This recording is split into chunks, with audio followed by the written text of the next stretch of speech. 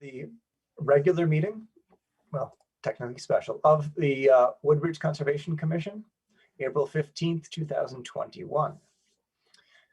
We start off our meeting, oh, darn. The agenda should have had public comments at the start. I just realized that omission. But there were no public comments submitted anyway, so you don't need to tackle that one. The technical first item on the agenda is to review and approve the March minutes. I did not get those out to everybody in time, so we are going to push those out to the next meeting for a review and approval. And while I'm on this subject, could one of you take minutes tonight? Kate looks so excited to take minutes for us. Thank you, Kate. I know you do have minute duty for other organizations that you're on as well. I'll take them some other time soon. Leland, come back. Something tells me that the hook of becoming secretary is not a positive thing for Leland to come back. Item number 2 is the update on the Amity High School turf field. And if you've been by the high school at all, you know that the natural grass is gone and they have ripped it all up. And I believe they're now starting to do some in-ground infrastructure projects as well. There was an initial stop order placed on any work being done because they hadn't fulfilled the original requirement placed by TPZ. That requirement was to have a written warranty stating that the products being installed contain no PFAS or fluorine products. So Field Turf, the company, did supply a written warranty to TPZ. It satisfied their requirement. I believe that the satisfied requirement happened on this past Monday. And so work is continuing. Otherwise, I believe the field is on schedule to just move right ahead. I think the school hopes to have everything done by the end of summer so that the sports can actually use the field then. In the meantime, we can continue to advocate and recommend various testing methods and samples be made by the Amity Board of Ed. It is not town-owned property. So there has been, I was asked by some members of the community, can't we just take samples on the property and do the testing? And I am not a lawyer. I will say, technically, you probably could. You could go up there and gather samples and submit them.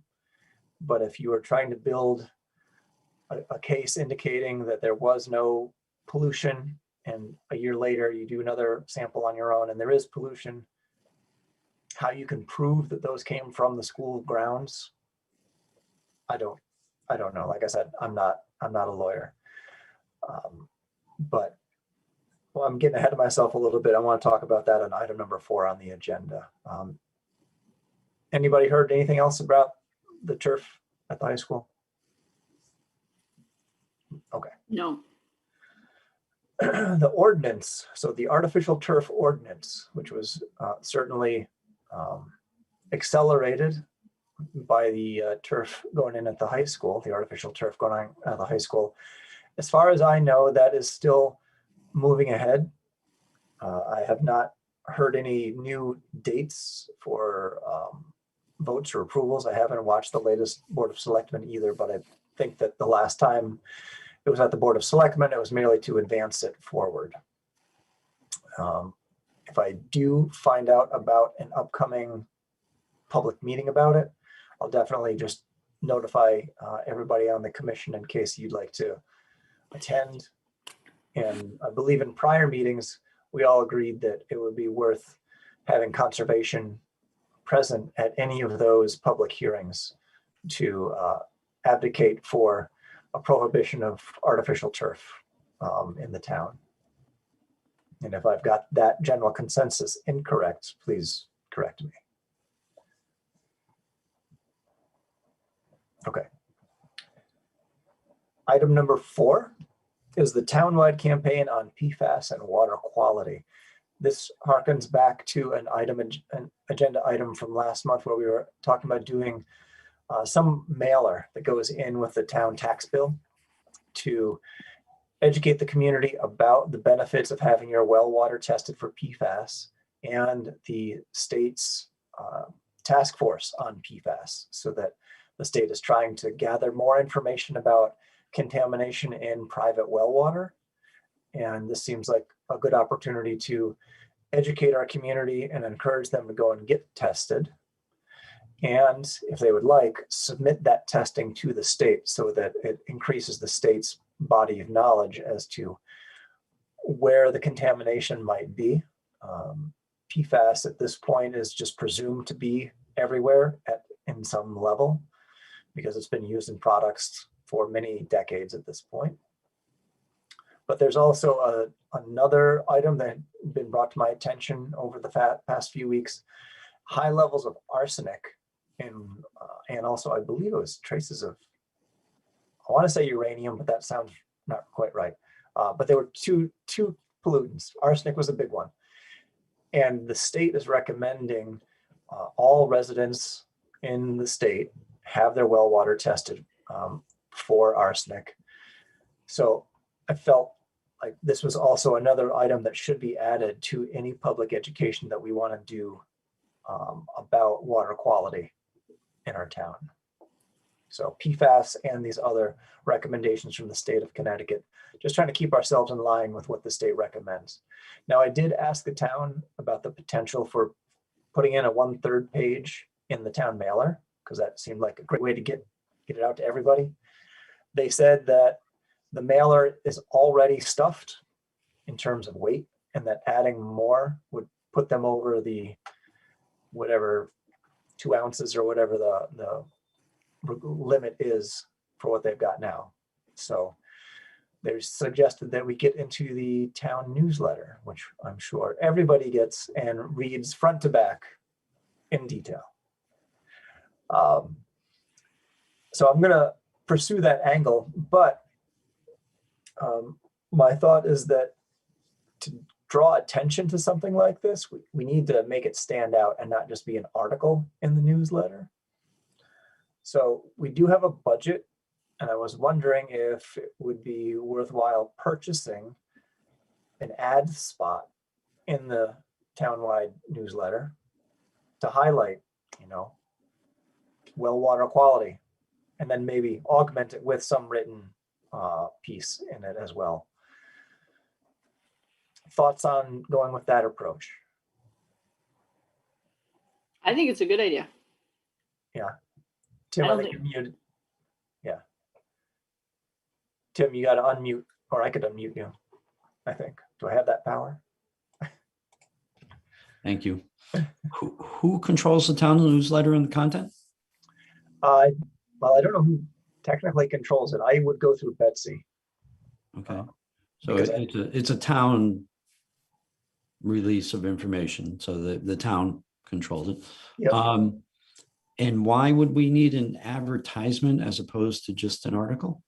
Because my feeling is that a lot of people don't read it. And unless you put up a real aggressive headline, like, is your water killing you? Or something really, over the top, people, test your water.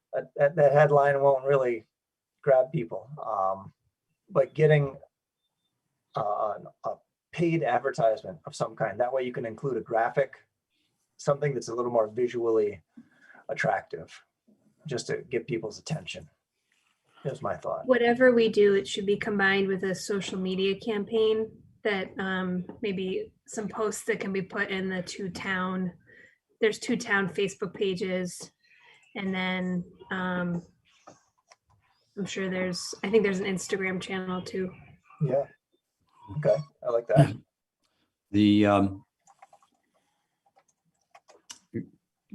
The newsletter or the mailing for the taxes is full, as you say.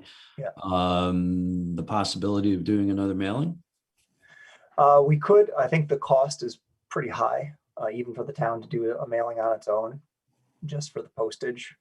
Well, the Well, town maybe- owns the distribution list, no? It does. Yeah. Okay, so the cost is the printing and the actual mailing Mailing, itself. And we're talking, don't quote me on the actual number, but I know it is over 1,000. Okay, Maybe we could do a follow-up with the next time there's often a town meeting mailing list or a mailing. There's a few mailings a year. So maybe we do an ad and then we follow it up with something and prepare for the next town mailing. All right, I can inquire. I could find out what other, Even if it's just not a whole nother page, but a portion of it, a headline or like a little banner. yeah. And also if people then do test, will we get the data? Is there a way that, We can't require it, but we can certainly recommend that either they would send the results to town hall, who would send it up to the state, or we can get maybe a contact directly at the state for them so to. that would be part of what we'd write in the news, in the ad or whatever is, anonymously, you can have this included as data so we understand the environmental concerns going on in our town. Yeah, I'm not sure if it would be anonymous.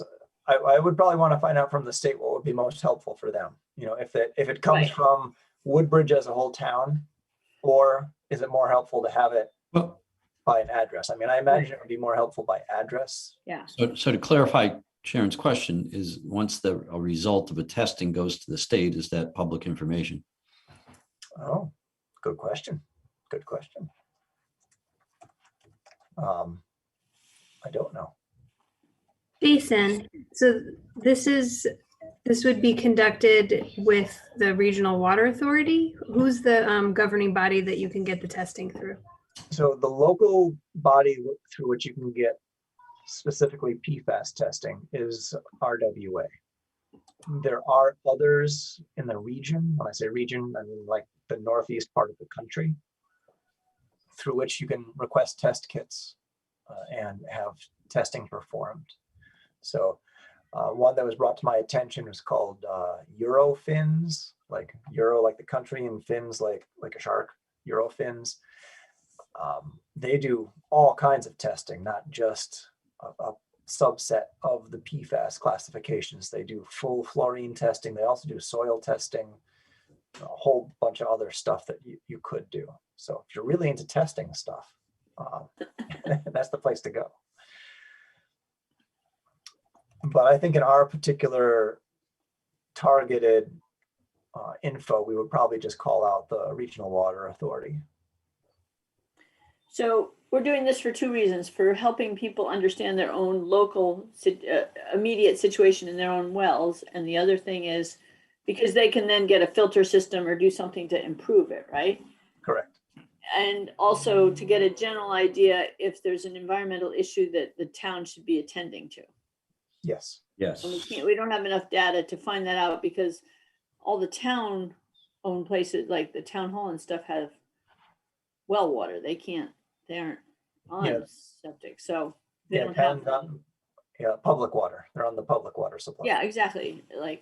Right. So a lot of places that could just test it locally can't be, town buildings can't test on public water and that's not relevant.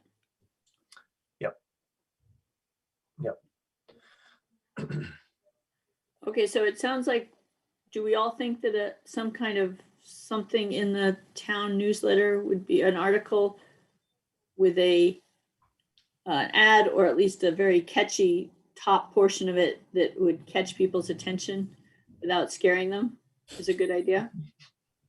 That's the intent. I like that. Okay. Yep. And then also social media and Instagram, just to get it out. And then possibly as a follow-up in the next town mailing, we could incorporate it somehow. Yep. I mean, that's what I'm getting. We're all thinking is a good idea. I think that's the consensus. Do we need to vote on it? I think if there's general consensus, I'm okay just moving it ahead. Okay. and actually producing the content. And on that, then maybe we would vote to push it out. Uh-huh. Because right now we've just been talking about concepts and ideas of avenues for distribution and general Okay. content. But once we get something firm, I definitely would like a couple eyes to go through it and make it as impactful as possible. All right. I don't have anything else on that. So I'll get a little more info, including if we were to do an advertisement, what's the cost in the town newsletter? And who knows, maybe they would waive it for us since we're a town commission. I don't know. That would be nice. Right. Next on the agenda is to review the draft use designations of open space. So this was our homework to be done. And I apologize for sending around the first draft. Tim had emailed me the latest one, and I had not yet got to his email before I sent out the one to everybody else. So the subsequent email included a revision that included a new use designation for historic site use and a protection type of grants in aid. And what I'm going to do to help this discussion for us as well as anybody else that happens to be Be right watching back. is I'm going to go and share my screen.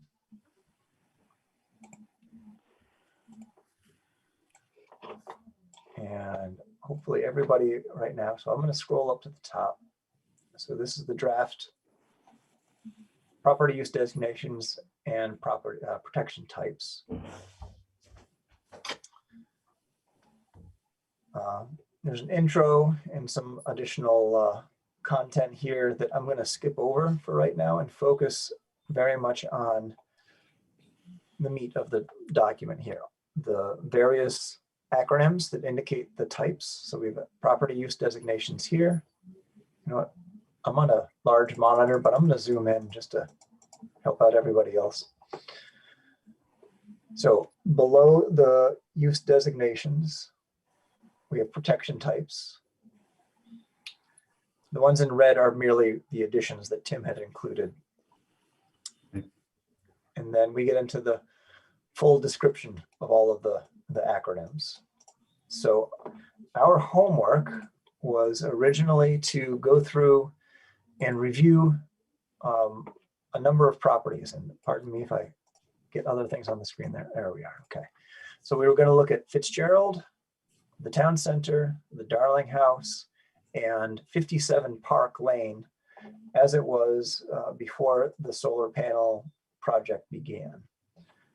And the idea was to look at these use designations and protection types and how they fit with those four properties.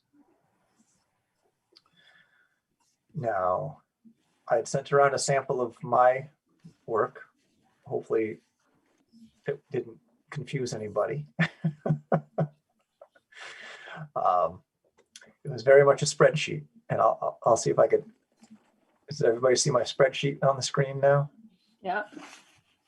So this was just my way to try to organize myself. I have each row being a property and then each column being, in this case, these are all the use acronyms.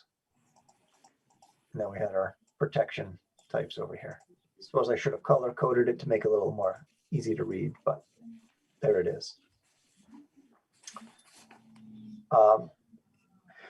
I had a couple questions and I made some notes as I was going through this. And in my expedience at some point to close my computer down for the evening sometime this week, apparently I did not save my questions. So I'm going to try to remember what my questions were. I think one of them was, when looking at these use designations and their definitions, should we be looking at what they could be or what they actually are? That was my first question. And that's sort of an open question to everybody. I wasn't specifically saying to Tim, what is it? But I think that's a question that we should all consider. What they could be or what we want them to be. That's also, I mean, they could Right. be a place for a Yeah. multifamily house or a Yeah. private development, but I- is that what we want? I'll give you my perspective on that. When I constructed it, it was that we would be doing both. In the first profile pass, we would be saying what they are. And then in a planning pass or phase activity at some point afterwards, we would be using them to discuss what it could be. Okay. And so you wouldn't record that in the same place at the same time. So for the profiling that we're going to be doing initially, it's what they are. And this was, I understand it, to see if we were in agreement that we assess things similarly, so that to understand if this was a clear document where it was obvious, so that we could use it in the future, right? Yes, exactly. So I think it's what we are. I think what it is the Yep. the best thing we could all mutually agree upon versus.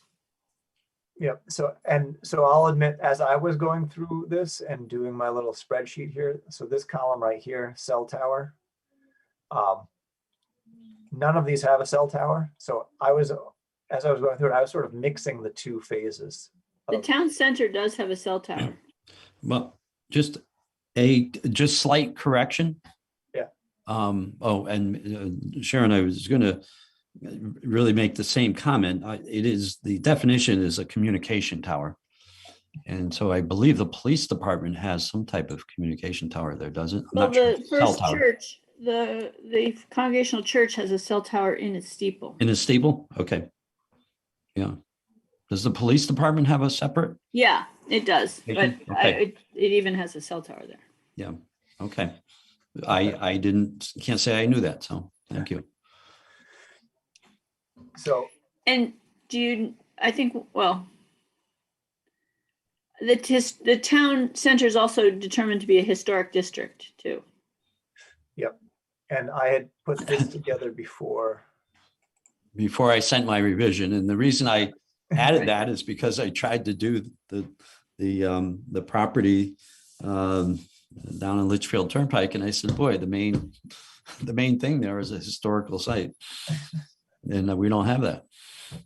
So it's after EHU. So the exercise for the Darling House was important. Definitely got an X there. Town center, I think, too. Yeah. Yeah.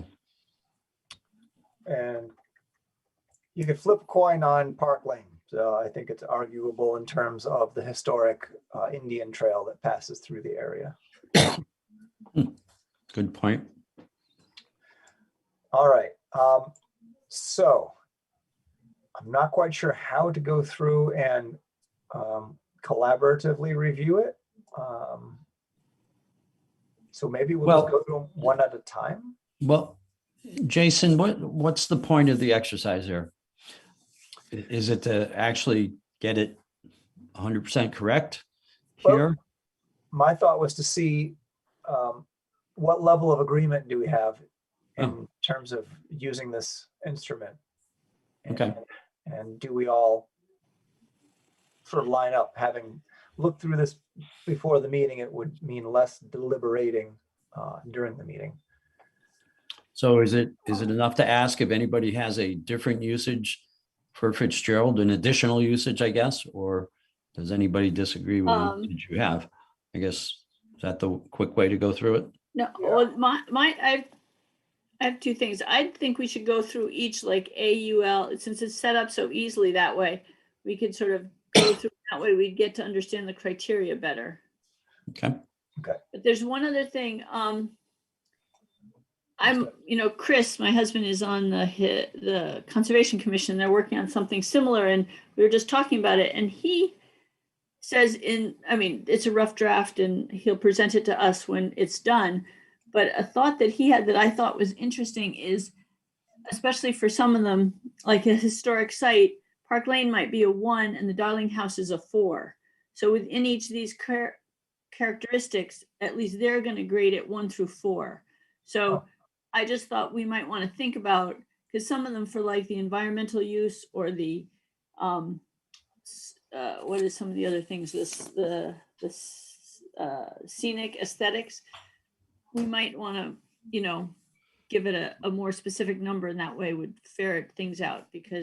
But why don't we do this and then decide if we want to go back over it and rate something a 1 or a 3 or a 5, depending on, or 1 or 3 or 2, depending on if we think something needs more Sharon, emphasis than the other.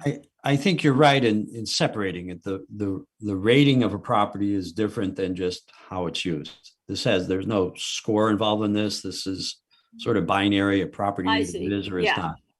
And then how you evaluate is something we're going to talk about later in this meeting. So, and is this a time for me to add a couple criteria that might also be interesting, or should I do that later? Is it in terms of property use or protection types, or is it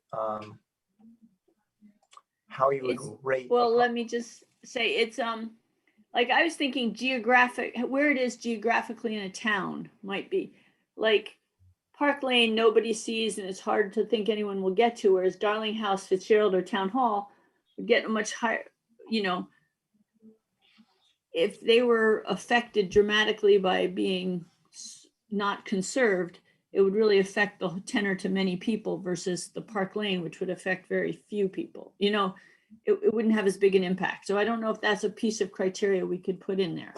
That sounds like something would be good to consider in the rating sheets. Yeah. Okay. Yes. Yeah. Okay. Did you have another one, Sharon?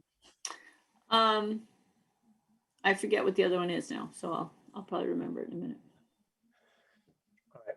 So why don't we just go through the properties? I'm going to go property 1 by 1 across. So you might want to sort of reflect upon the work that you had previously done as I go through these, and chime in for sure. I am not going to take full ownership of all of this. I think we're going to work on this collaboratively. So for Fitzgerald, of all the uses, I felt that agriculture, right? It's being farmed on. There's no affordable housing. There's no active recreation. There is passive recreation. No communication tower. Can I just ask about active recreation? There is the track team does work out there. Actually, now that I think about it, I mean that's where they have their meets. The cross-country team, yeah. Yeah, that's what I mean. So I think maybe it is active also. To me, active recreation is more of you've got infrastructure for it. Tennis courts, actual buildings like a clubhouse.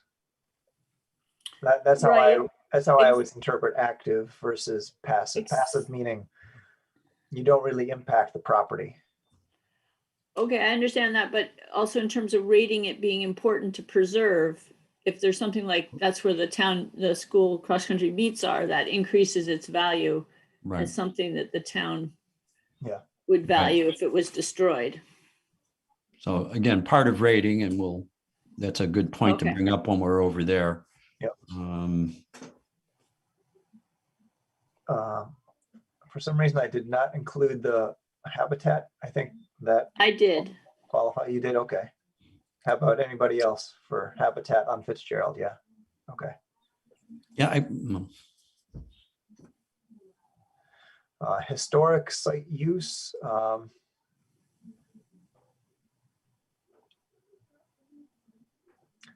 To me, that's a tough one. You could arguably say that it was historically farmed, although I believe that's captured in the other category. Well, so perhaps Jason Louis, is the definition what we want for historical site use? The because the definition talks about remnants. Just Yep. because it was used as a farm in the past, there's no remnant of that. There's no old barn foundations and you know that, and we should refine what we want to consider here, because there was certainly a quick draft. Yeah. And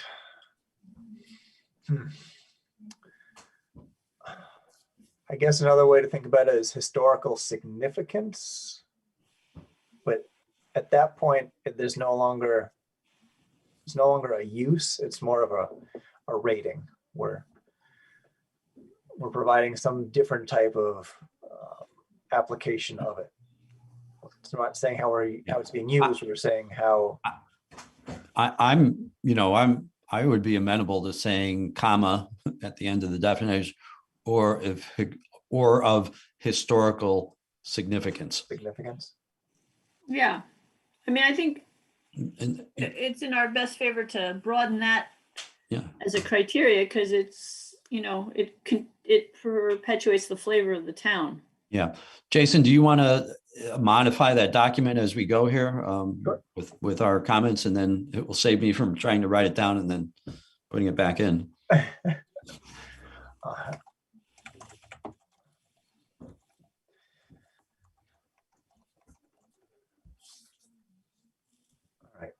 Yeah, great.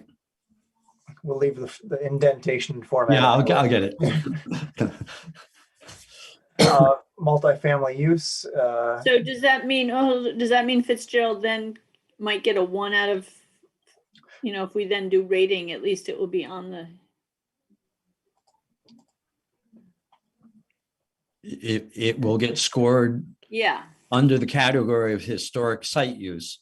Yeah, and maybe it will get With the rating that we decide that needs when we do that. Yeah. Yeah. All right. Nobody had multifamily on Fitzgerald, right? Right. Well, rabbits, multifamily of rabbits. No, not defined use. That's not there. None permitted. Private development. Passive recreation. I had checked that box. Definitely. Public health use. Anybody have that checked? Well, it is the place where most people exercise in the entire town, but I don't know that qualifies as public health. Scenic aesthetics. I check that. Yeah. All right. Sustainable energy use. Well, we don't have solar panels or wind turbines there at the moment. Town development use. I had checked that box. As did I. Yeah. Because it's definitely not under any sort of protection at this point. So the town does have the option to develop it. Well, I didn't check that because it doesn't have a protection, because protection classes are separate. That's true. But That's true. I checked it because it was my understanding that the town has not decided on the use of the property and may decide to do other things with it. That is true. That's how the firehouse ended up over there. Okay, so we're on to the protection types. I'll just scroll over a little bit here. Oh, that's what my other comment was, is that some of these, to accurately rank them, needs a little more research. Now, land deed protection, I'm pretty sure, just off the top of my head, pretty sure Fitzgerald does not have it. Well, it did have a conservation easement between the firehouse and the trail. Okay. But it got disregarded. All right. So essentially no land deed protection. Well, I put a question there actually, because that part may still have some, just that little part, but they're worth finding out. And you will also note my question marks and a couple others where I thought it might be, but it would require a little more research to truly check the box. Now, Jason, this to hark ahead and unfairly to to the others, but this is part of the reason for the confidence levels. Yeah, okay, And because we were at one pass through this, an initial pass, you may not know for certain. And okay. Yep. As you said, this could be gone through multiple times. yeah, So for any other protection types, so I had checked NEP, no existing protection for Fitzgerald. There's no Public Act 490 on that. Parks Association does not get involved. Sharon, you mentioned conservation easement, which is not the same as an ordinance. Right. Town designated protection, and it's not water company. So, an agreement on that? Yep. Okay. can I, Jason, Yeah. before we leave it, can you scroll up just a little bit? Just a editorial comment here. Just scroll up a little more, I'm sorry, on the protection types. The grants and aid protection, I just came across that in a document. I think it was a CUPOP document, and I really know nothing about it. Okay. But it sounded like, and so I threw it in here, and I hope someone knows more about it than I do and can say whether it's relevant and whether it needs more explanation. But it seemed to be part of the charter of CUPOP. For some of their charter was related to grants, properties that were grants and aid protected. And so that's about all I know. All right. It's a term I've not come across. So I'm not familiar with how that works. All right, let me revise my statement. The brief research I did into it had to do with the state giving money for, I guess, acquisition of property in some way. Okay. And if you get it under one of those grants, then certain protections are in place. And Isn't that what happened to the property land trust was working on? Baldwin Road? Yeah. that may well be. Yeah, because they have a right to farm it, but not to put, build on it. Yeah. And they got a bunch of money from the state. They Yep. had to put up a certain portion, and the state put up the rest. So that I think that would be relevant to that. And because it was in the CUPOP documents that really preceded Baldwin by many years, decades, I assume there are other properties that may be affected by that. And some, yeah. Yep. Oh. Potentially. Okay, so maybe we can ask our land trust friends or, explain that to us. Sure. All right, I'm going to move us along. Next property is the town center. So that's where the center school, town hall, library are all located. And I'll just scroll back up in case we want to refer to the definitions again. Affordable housing, it's definitely not there. Agriculture, not currently. Active recreation. If this town center, if we considered the tennis court and the ball field and whatnot, I don't know, I wasn't considering that far down the hill in town. Neither was I. Okay. We had the communication tower in there. There's not a whole lot of habitat that I could think of. Well, yeah, if it's not part of Alice Newton, isn't part of that, right? Right.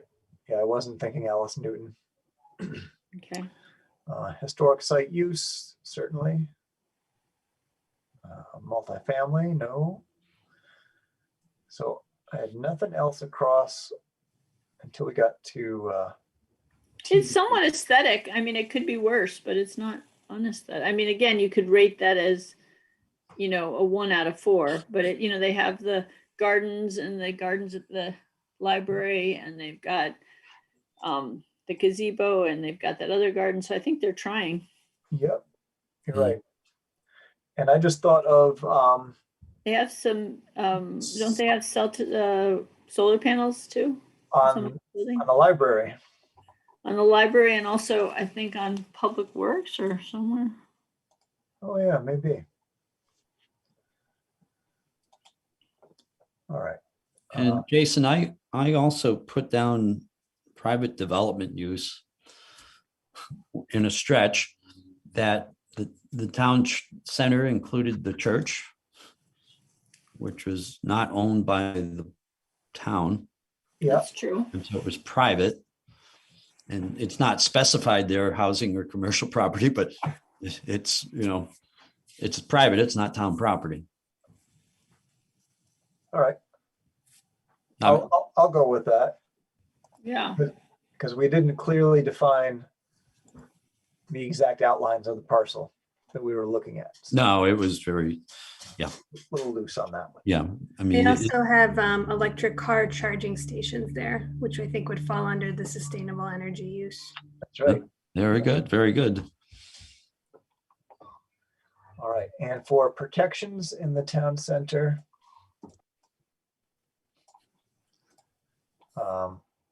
I had only put in no existing protections because I didn't know of anything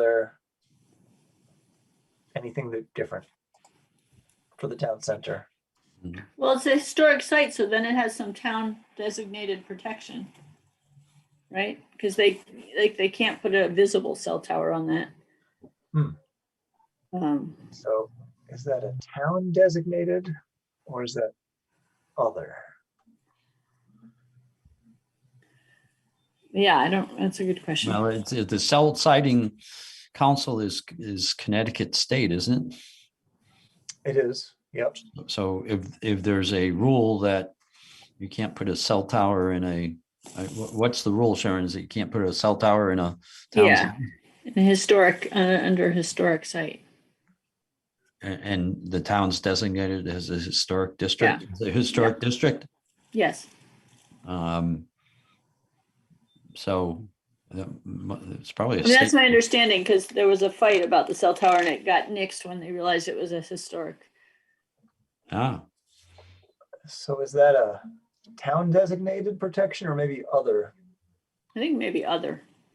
Or should the TDP, town designated protection, be a government designated protection and just expand it to town or state, whoever's regulation That's it a is? good point. Should we do that?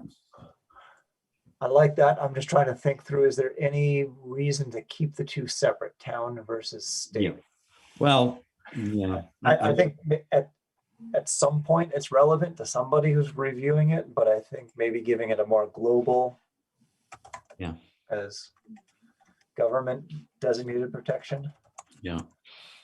And if you wouldn't mind throwing a little red in the front, just so, because I'll change the other list and blah, blah, blah. Thank you. And we'll do X. Oops, wrong column. Not gross domestic product. Okay.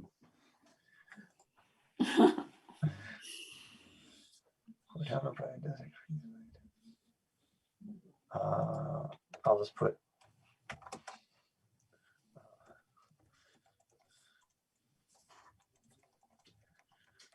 note for you, Tim. You can wordsmith the state in here somehow. Yeah, I already have thought it through. Yeah. Okay, Darling House property.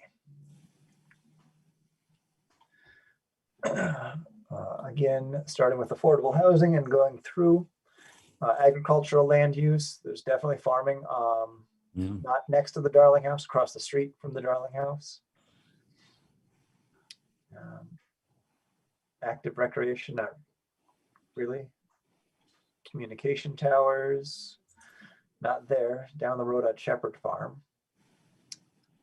Ecological, biological, West River runs through the Darling property, so that definitely qualifies. Historic, sure. Multifamily housing. Well, I suppose if it ever got turned back into a house. Right. not now. Let's see. Private development use, it's owned by the town, so no. Definitely passive recreation. Mhm. Yeah. I had checked public health use, and I checked that because of the West River. Yep. West River As did comes I. out. Yeah, West River comes out and connects with the reservoirs. Scenic. And Jason, just does the Darling House property stretch down to the river, or is it just up to the sort of land trust property that does go to the river, or the town? I can't remember. I'm pretty sure the town does own. Yes. Both. Okay. Yeah. Both. Okay. Both parcels. Yeah. All right. Let's see. Sustainable energy. There's currently nothing there. Well, you put scenic, right? Okay. I did put scenic. Yeah, we got scenic. Okay.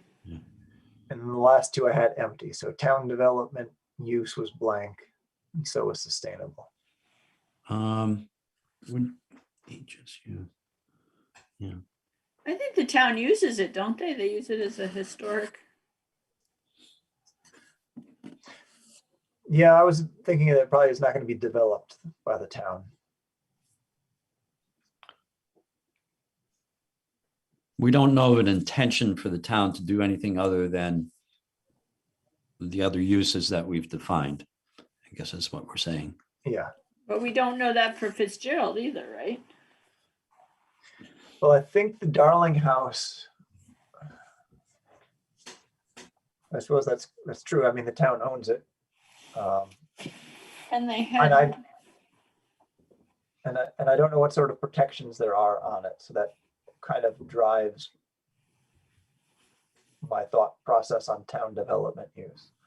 Property intended to be used by town for use. I don't either. Should we just put a question mark there? Anybody else have thoughts? I'm starting to question whether town development use is a use we should even use. It's a little redundant. I mean, maybe it's maybe we don't know enough, because it's really what's in the mind of the town, which changes, and maybe it's just not something that we should be including, because we can't be. Well, is our question that the town threatens to decrease the conservation benefit by putting structures on it? Is it at risk, I guess, for the town to make it further domesticated and less natural? I think we're going to come, when we rate properties, to some questions around, is it under development pressure? Okay, so that's a whole different list of. Yeah, that's in rating. So maybe, because this really is talking about intent and something in the future. It maybe, it's. Yeah, I'm just scrolling up to see if there's anything else that. Yeah. Like if the town used it for something currently, is that currently in this list already? So is the town using it for municipal functions? Is it using it for recreation functions? Or just storage, I mean, maybe the town just, hey, it's a piece of property we store things on. Okay, that's valid. And do we have that covered? Town operations use, I could live with that. But to start to guess whether the town wants to develop part of Fitzgerald for something else or part of the Darling House, we don't know. I mean, that's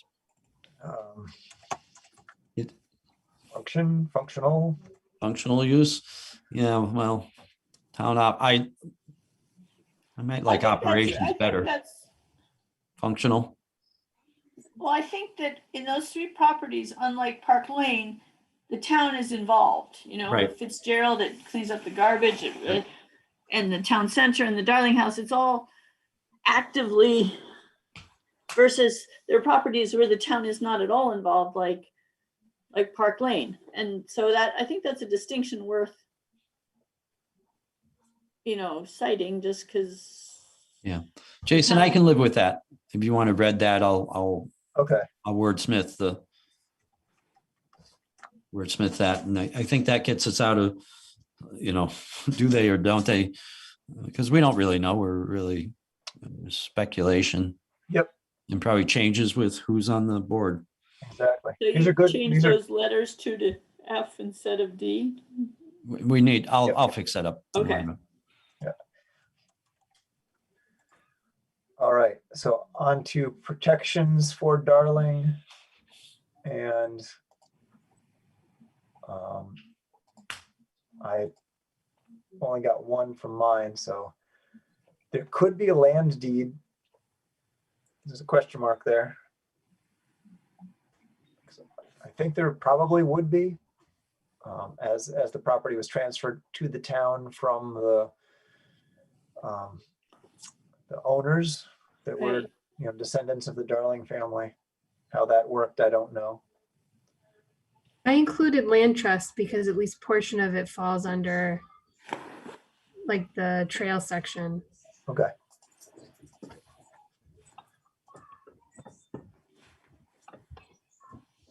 Yeah, and I thought, Jason, it depends on where the property lines are. I put down WCP with a question mark, just not knowing what the extent of, when we say Darling House, if it's, Oh, water company. yeah.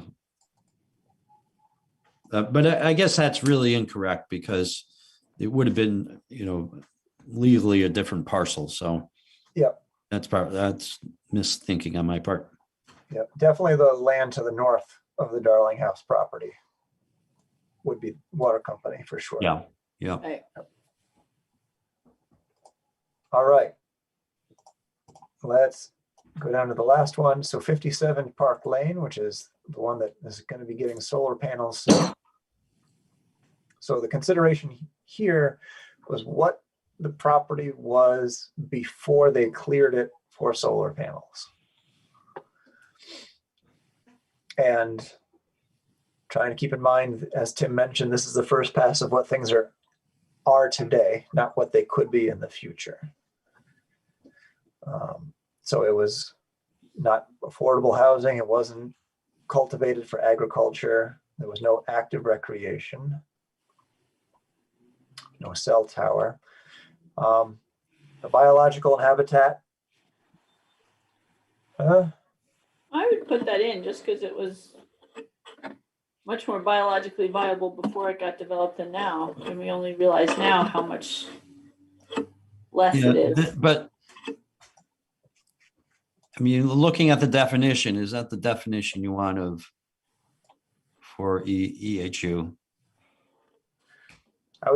My take on EHU was that it was a bit more than just your typical wood and shrubs.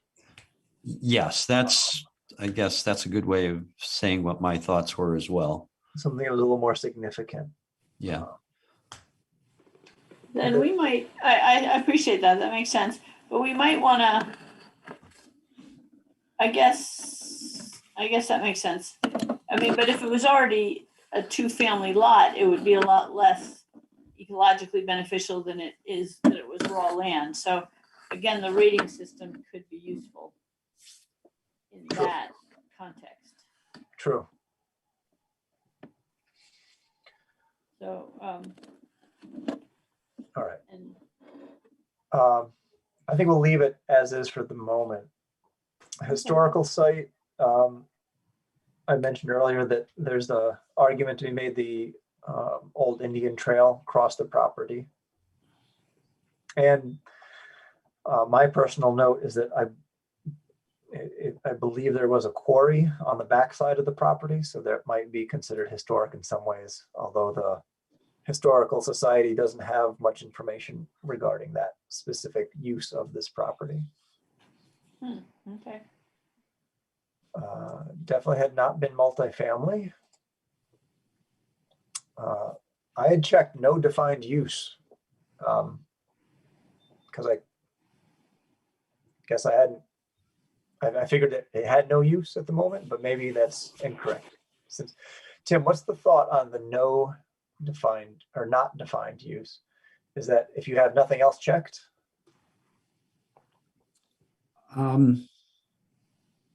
Yeah, and maybe that should be no instead of not. That might be a correction, especially since the explanation says no. Yeah, well, it wasn't in my mind. I wasn't thinking you don't check anything else, check this. It's just, you know, if you got an acre of land and there's not much on it besides trees and shrubs, as you said, there's no trail crossing it, then there's no defined use. Say, I would say Park Lane, it had a trail across it, so there was a passive recreation use. Yeah. In which you have, I guess. So. Oh, I don't think so. You don't think? It was passive oh, you did passive recreation use, yeah. So, you know, I wouldn't check no defined use. Okay. But you know, it's just, there's a piece of land there. You know, we have the address and we, you know, we can look up some information online, but we can't tell if it's an important ecological habitat unless we go there. So in a first pass, you might, you know, be a no defined use until you find out something's, it's not there for that, for any purpose. It's no defined use. Got it. You know? Okay. All right. None permitted. I didn't see any reason to check that. Private development, I did check that box because there was the potential for Right. a dwelling, or as we now have apparently, Yeah. Solar panels. Yeah. Agreed.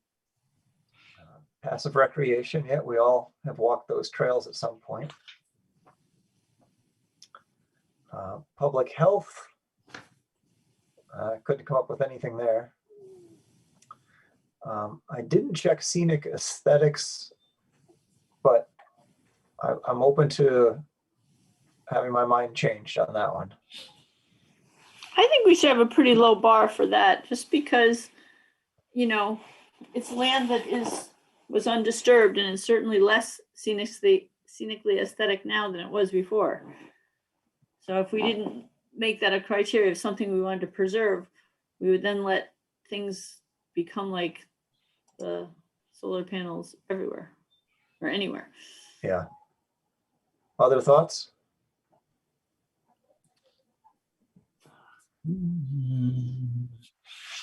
The way the definition is written, and I wrote it, so past jurisprudence, it's a property that was designated to remain unchanged. Got it. Designated. So, but you know, and that, you know, that somebody said that's a piece of property that, you know, we were, you know, that, and to me, the Baldwin is a good example. Everybody loved the way that looked, and it got the farmland. That was the mechanism, but we were saving the aesthetic there. Yeah. So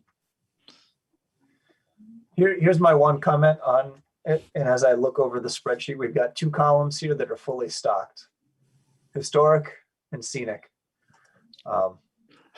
it's an old town. And whenever I start seeing those, I start wondering, you know, what value do they bring? So when everything is scenic, nothing is scenic. Right. No, I don't agree with that. I think that's a basic criteria of when we're interested in a piece of property, in preserving it. Yeah. Yeah, but maybe are we starting to talk, Sharon, about the what we want to do with the property, the plan, because it is, we want to. Well, I think if we don't check those off, we won't even get to bother to rate it, because if those aren't like, I mean, we can rate something 1 and 4 of that, but I do think all those I mean, especially the first 3.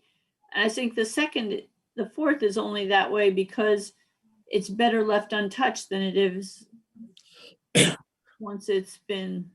Yeah, and I'm not approved by saying, man. and I'm not saying to remove them. I'm just saying that these are where areas where I would start paying attention, that as you use the tool more often, if you find that everything is scenic, then the value of that criteria sort of becomes moot, because now you're saying everything you look at is scenic. There's really no value to having that in the scoring sheet or rating sheet. So, Well, except that if some things are scenic 1 and some things are scenic 4, then it becomes. right, in that case, there would be value. Yeah, right now we're sort of having that binary, is it or is it not? Right, that's Yeah. what I think. I think, 4, you can definitely feel more I'd put the Park Lane at a low number and probably the Fitzgerald property is a higher number in terms of. Okay. All right, let's wrap this one up. So sustainable energy, it did not previously to the solar panels. Mm. And it was definitely not a town use. It was privately owned. And in terms of protection, I've gone too far now. Protections, I had rated it as no existing protection. Yeah. Concur. Everybody else got the same? Mhm. Yeah. I wonder on the definition, should we take the word found off or known and just, or maybe make it known? Found implies that somebody went and looked. Yeah. Yep. Okay. All right. Anything else on this? Because I do want to move us along. We do have a Yes, I do, Jason. Two things. Would you Okay. scroll in that document back to the part you skipped over? Because I would like to ask the Which- commission to on which part? Oh, up top here. up top, yep, where the question marks are. This has to do with why are we putting this together? And maybe now that we've gone through it, we can better answer my question of, is there any other reasons besides the ones listed, or are the ones listed valid? Good. And are there any other reasons that we want this? I'll try to blow it up a little bit here. Thank you. And if not, we can just, well, I'll edit it, but I just want to know if there were any other reasons.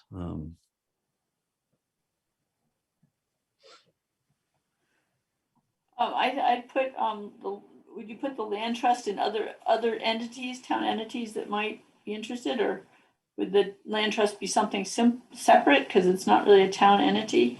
But, well, to me, they are a town entity.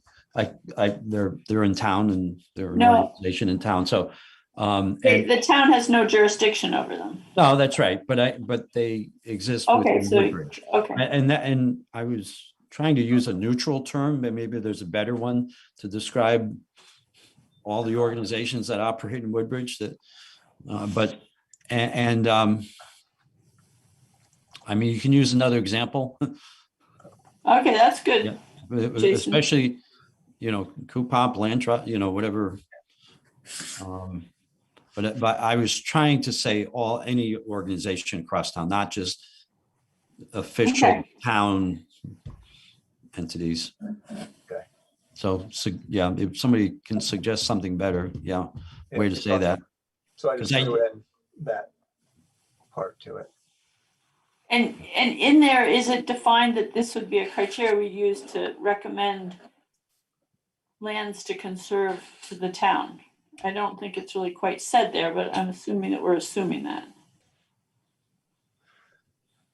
I think it certainly augments the ratings system. Well, Okay, that's the third bullet item, is it not?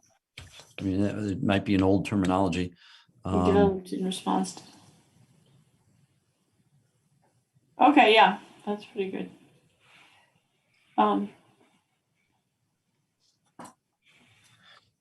I mean, to me, that's really the core of it. So I'm okay with the bullet points as they are.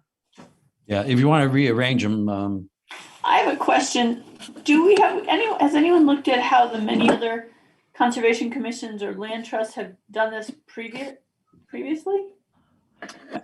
Sharon, I just missed a little snippet of what you said. Has anybody looked I'm at? just wondering if, land trusts and conservation commissions all over the country must also be working with the criteria.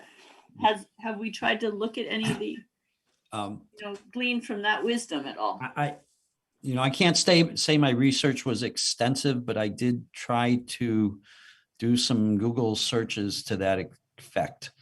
Okay, so you don't see any gaps from having done that, because that's what I think might highlight other applications of the property use designations. Yeah. Okay. No. Okay, I'll take off the other four. No, and I wanted to say even before that this is a draft. I think our next step, actually, this is a good segue. Our next step is to talk to some of the other town entities about it and get some feedback. And so I don't think we're going to really, adopt this even ourselves until we've gone through that process. At least that's the way I see it, Jason. Yeah. Get the feedback, keep massaging it. So we'll have plenty of time to come back and go through this again and just make sure it's what we want before we finalize it and bring it to the Board of Selectmen. So Jason, that second item then I had is, and I could almost take some notes if you want me to take over the notes, is who should we, now I feel like we've gotten through it. Yeah. I think it's in the state. Who should we review it with to get their feedback and just to keep enhancing it? I would start by bringing it to Coopop and see what they think. But they've got a bigger scope. They're not focused exclusively on conservation type matters, but them being another town entity, I think it's worth getting some thought on it. I thought we had the bigger scope, but I guess that's a perspective. I thought we had the bigger scope because they only dealt with publicly owned land and we dealt with all types of land. I guess there's arguments to be made two ways. I can see what you're saying. But in any case, so I agree. And I guess we would start with the chair there, right? Yep. And since this is ready to be introduced to them, who on our commission is going to make that, Well, I'm just wondering, before we do that, should we also create a ranking system? Because I think this leaves out some of the criteria that I would think you'd need to really say, yes, we want to go for that piece of land to really talk to the town. Yep. Sharon, the ranking system is important, and we're going to be moving into that hopefully in the next 5 minutes. And we'll start to look at that. But to me, the designations exist separately than the ranking system. You use a designation when you profile a piece of property, and then you can rank it. But it's really a separate standalone document.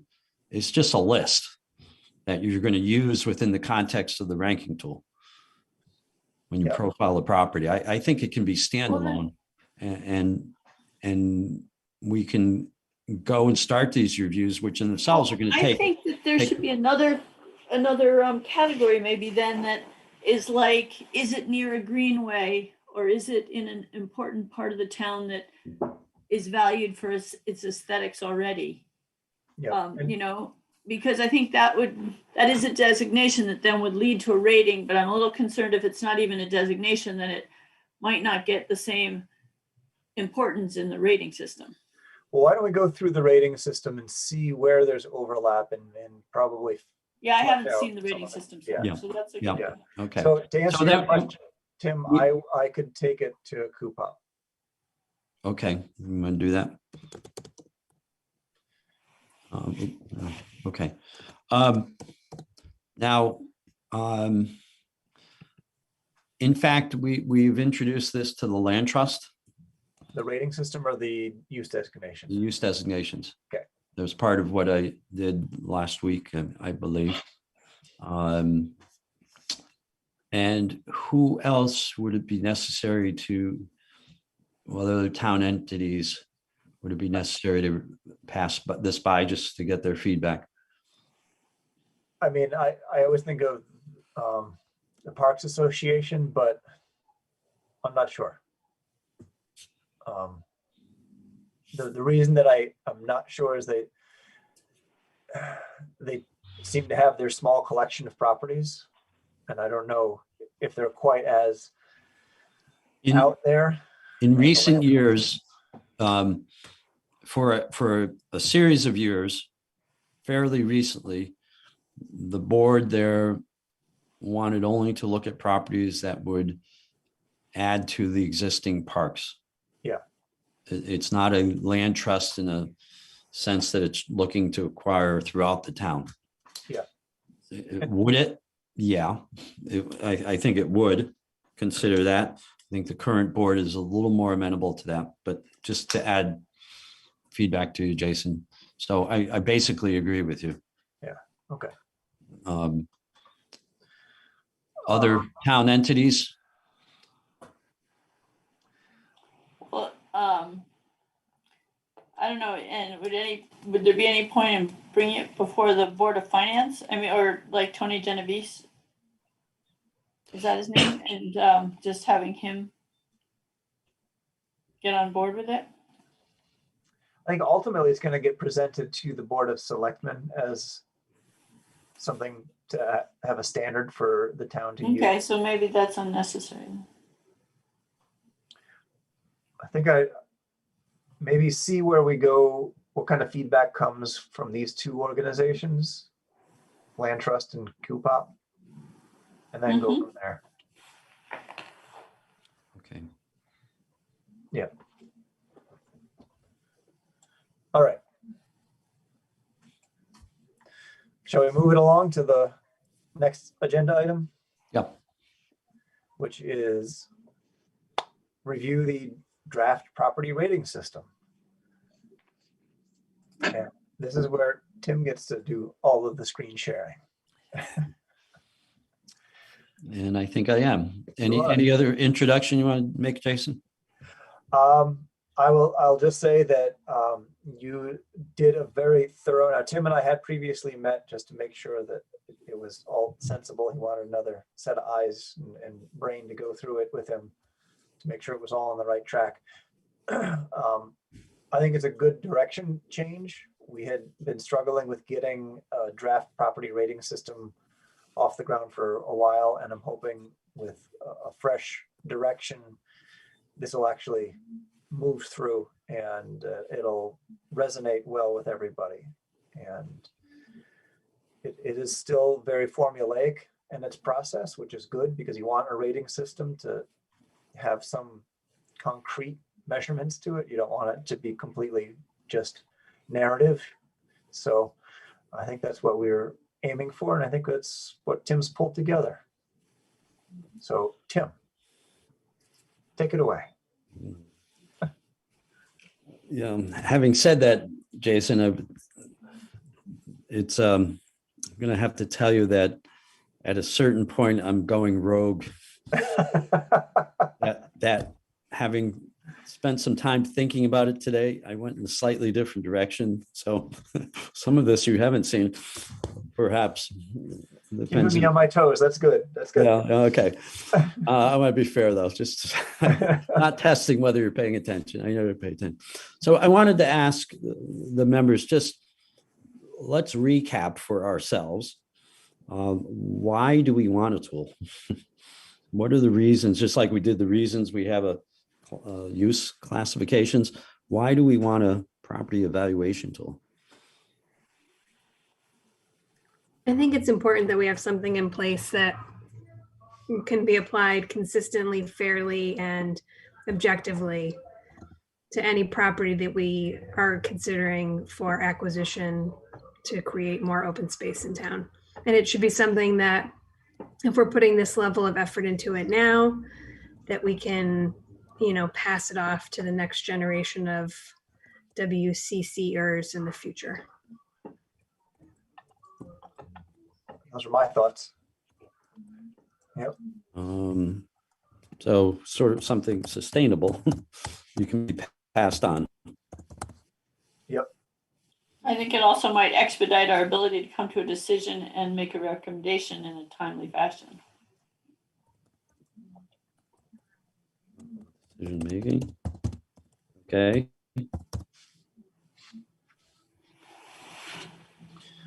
What else?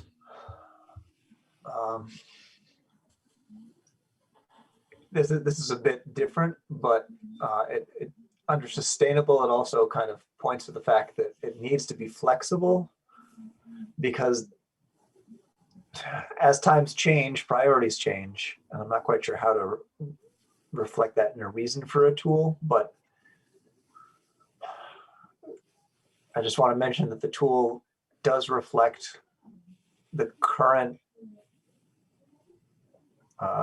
state of affairs in town, so to speak. Part of the reason I went rogue is what you're struggling with. We'll see that later. Okay. But how do I state that? How is that a reason for the tool? Well, it gives a foundation for it to evolve over time as priorities change. Yeah, it reflects current Okay. priorities. I know it's not a reason, but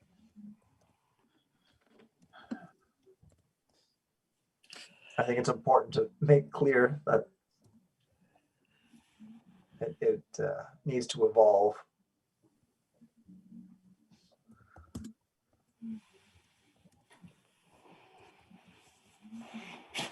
Okay. Something like that. Yeah. Mm-hmm. I don't mean to make this belabor this. The other thing is I think it also will help Board of Selectmen and Board of Finance understand that we've thought through things in a pragmatic way, which might make them more willing to follow our recommendations.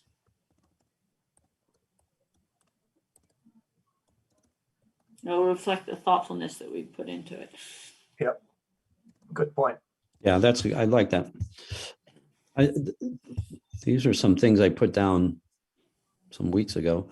Let me see. Can you see that? Because I have pictures covering, so let me uncover. So I don't know if anybody cares. This was called for in the plan of conservation and development. That is important. That is important. Okay, so I'll move that over. Data in the review, I think we've said that. Yeah. I didn't. How about that one? To identify gaps in protection for key land parcels? To me, that comes on the other thing that we were just talking about for the last 45 minutes. That comes in the use designation and protection classes? Yeah. But the tool is going to be where you see whether there's a protection or not. You see my point? Well, well, in the prior document, we had sort of categories, classifications of protection. So to me, that identifies gaps. But that's just a list, as we've said. Until you apply it to a particular parcel, you don't know if you have gaps or not. I mean, I can certainly say this statement covers both documents. Okay. Let's put a question mark and we can refine that later after we see more of what we've got. Okay. To facilitate, is this a reason we would want it to facilitate the acquisition priorities? Or maybe we said that. Yeah, we said that. Yeah. So support recommendation of the BOS, or that's what we like this better. To complete an inventory. I don't know. I think that's a good reason. Okay, so I'll wordsmith that one later. Okay, so just as a general background, this tool sort of thinks of it, the steps of using it. You identify a property that you're talking about, You collect the parcel data, rate the parcel. You're probably going to add it to the inventory, and then you're going to format the data for the needed use. Just a real general steps, I think, of what's going to happen. So, Tim, I don't know if this is the time to mention this, but in an ideal world, it sounds like, we inventory all the priorities and then choose the ones we want. But in the reality, like one parcel may come up, like the Baldwin came up, and then lots of work was done once it was determined. So I think this has to be in tandem with, opportunity, So somehow I'd like that included, like if an opportunity for a piece comes up, that actually brings it, that actually gives it some credence just because it's possible to save it. So I think this is neutral to that. And what I mean is that, let's say the Fitzgerald came up today and we were in this scheme, well, the identification of it is the fact that it came up. Okay. And then you collect the data, you rate it, you did all the work, you might as well add it to the inventory. And then you're going to do, of course, your research is a little heavier because of the immediate need, but then you're going to format all the data for the. Well, and I think there might be something and decide if a recommendation should go to the BOS.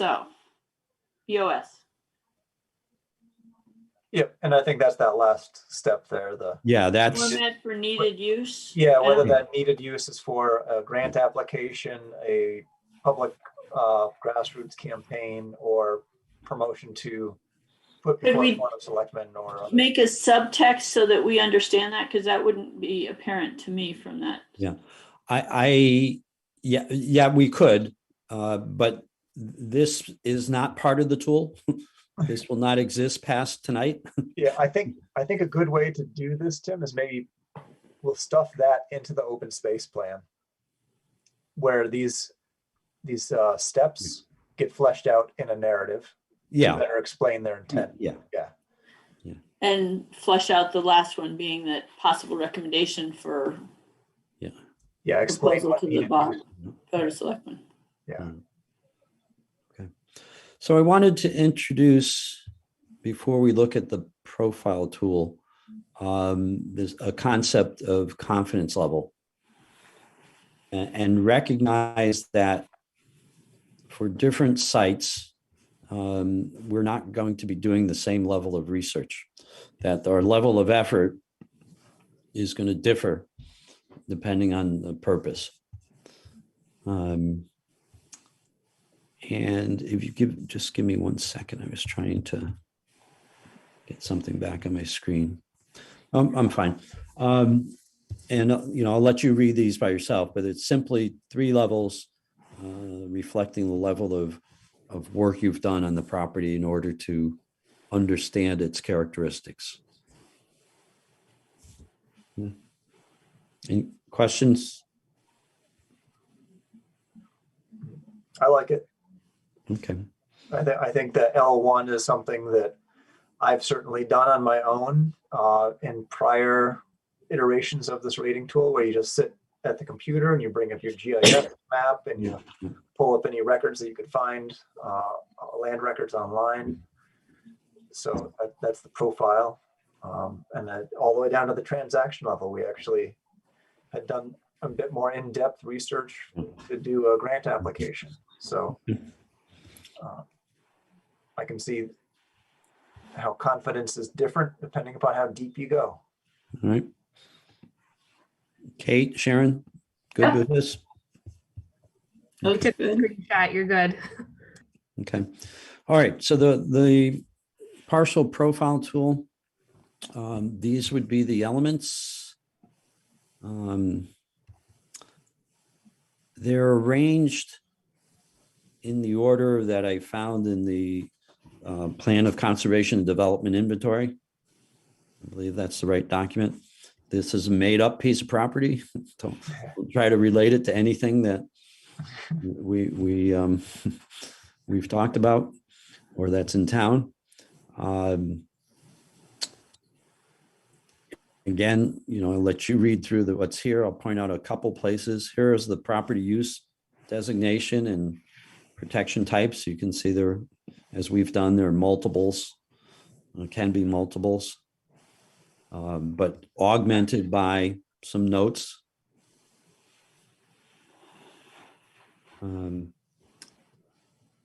Trying to capture some dates when the profile is done so that perhaps you know whether it's time to go, it's been a lot of years, a decade, we should go back and look at the property again, see if something's changed. These two we're going to talk about, so I'll just skip those. Capture who's done the profiling and who's done a site visit. Yep. And then capturing some site notes.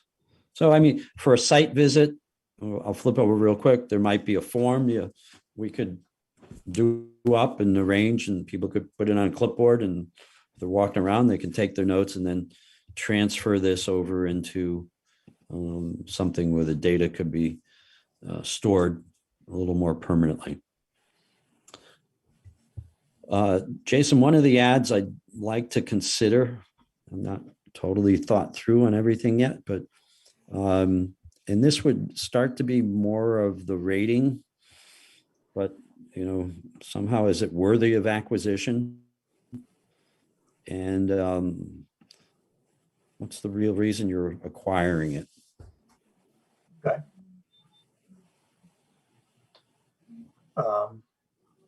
That seems like a good thing to add.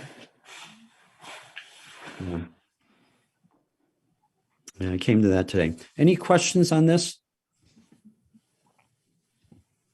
No, that looks like a good summary for after a property is all set. What's book/page deed?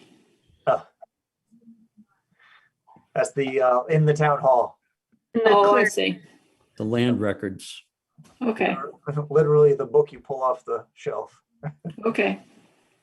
Well, it used to be. Now it's online. Yeah.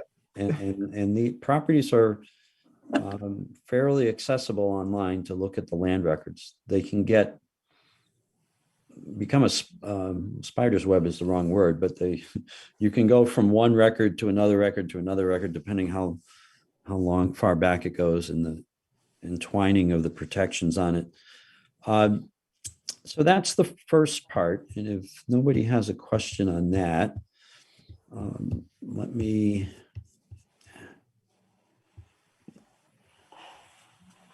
bring you. I'm having trouble. Excuse me 1 second. Just back.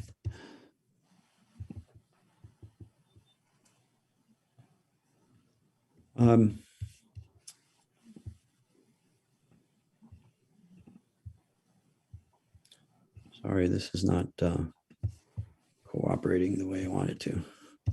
Okay, so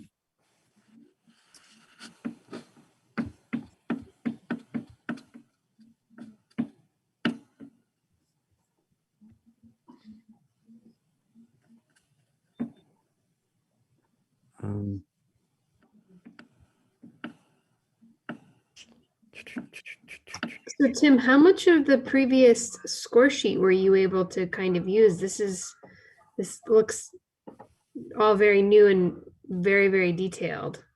I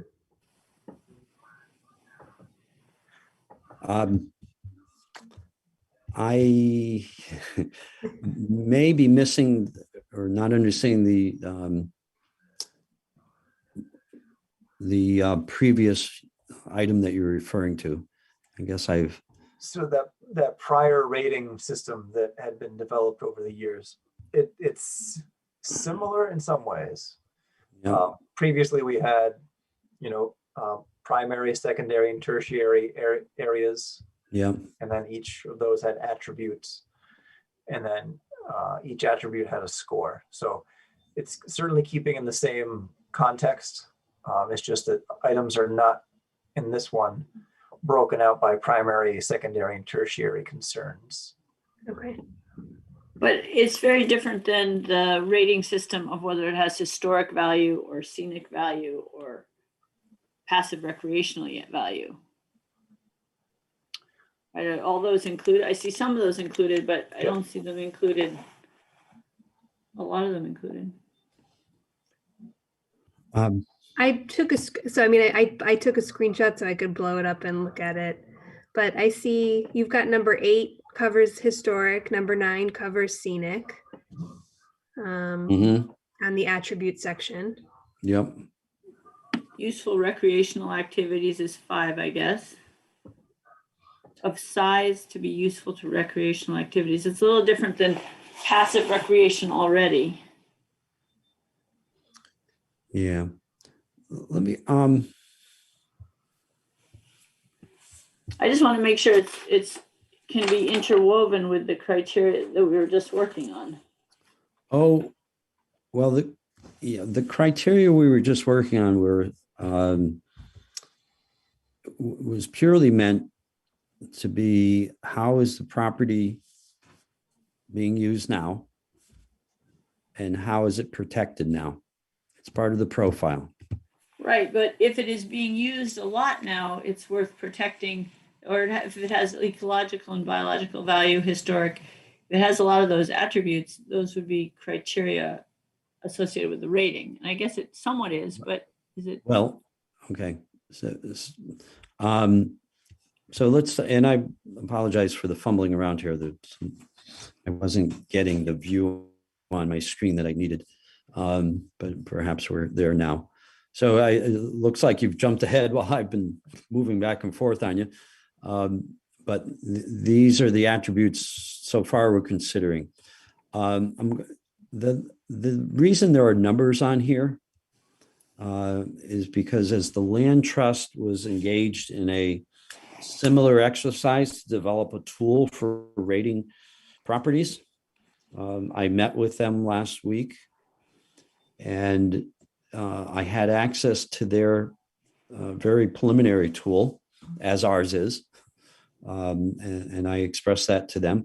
But the purpose for getting together and sharing it was to try to get us in concert, so that if they did some research on a property and gathered all types of information, perhaps that would save us effort. We can collaborate, in other words, and maybe share information, and like to make sure the information could be shared across the two groups.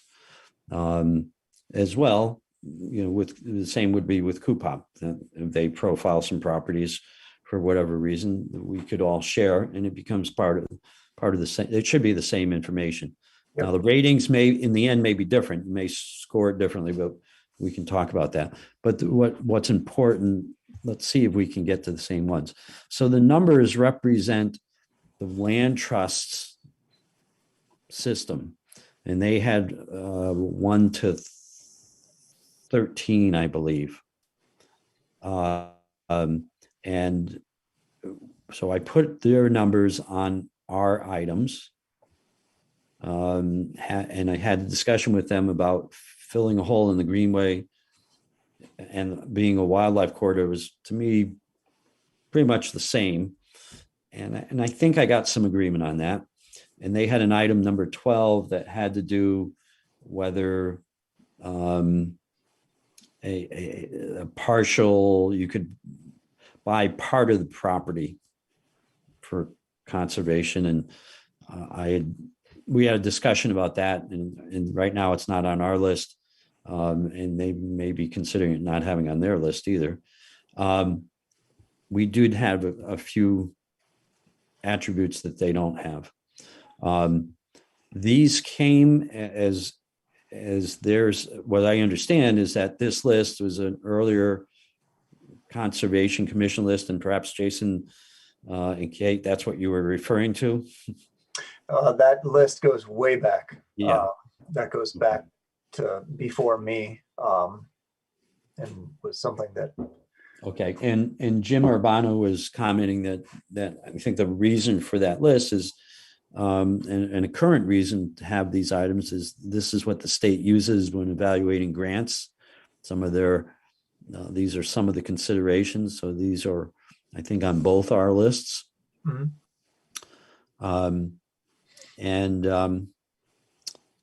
that as you, so then take a piece of property that you've profiled, you would apply, you would look at these attributes across that property, and you would score the property on a rating scale of 0 to 9. Some items are binary. If it's doesn't have that attribute, it's 0. If it does, it's a 9. And I'm thinking that other properties, wetland cover, for instance, you might want to differentiate something that's, in my example, and these are really subject to discussion and change, greater than 50% wetland cover is worth more than less than 25% cover. That there should be some differentiation in your scoring depending on the amount of the item. So I can kind of see that applying to the acreage available for recreation and to the amount of aesthetic it brings, a piece of property brings. So, larger piece of property, you might give a different score to. So again, all these subject to discussion, and other items might not be binary. People may think that we need to differentiate depending on, on acreage or other factors. Yep. So Get another gold star, Tim. This is excellent. I feel like it's very clear and usable in terms of if we had a property in mind.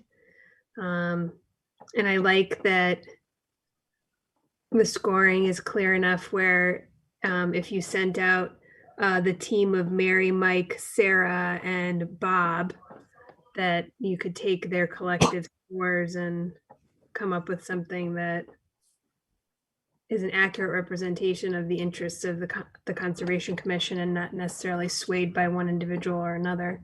yeah. I have a question, Tim. Are a lot of these yes and equals 9, or I would think protects endangered animals or habitat, or maybe under developmental pressure could be a 7, instead of 0 or 9. Is that? Yeah, this should fully support that. I mean, that's the discussion we have to have. I took a whack at it, and so how do you, maybe you say if there's a developer looking at it, that's a 9. Right. If the 7 is if there's the property next door is developed, or somebody they're looking at that property, but Right. however words we come up with, and we factor this down in the same way as we did these. Sure, this was to more or less formulate an approach to start to satisfy some of the needs we have for doing this. So Tim, talk about the score. There's a raw score. Yes. Okay. All right. And we have a place for some comments about the scoring and the assumptions we're making. So I think that's important to note too. Mm-hmm. All right. So Jason, you're trying to get me in trouble here, I know. So let me, I thought I had, I think the next step, let me say it this way. So we profile a property, we kind of rank the attributes and we score it, and you come up with a score. Okay, that's fine. And you can put that over here on the profile. And then the next step seems to be, without, putting aside, Sharon, your very correct scenario where all of a sudden you have opportunity. The Baldwin farm comes, available, and you're just focused there. But it seems like there's an express need to prioritize. At least that's been thinking. So let me take a step, Jason, out for a minute. Why do we want to prioritize properties? Can we just do that exercise for 2 minutes? Yep. Why is it important to prioritize the properties? My first thought is knowing where to spend the money you have.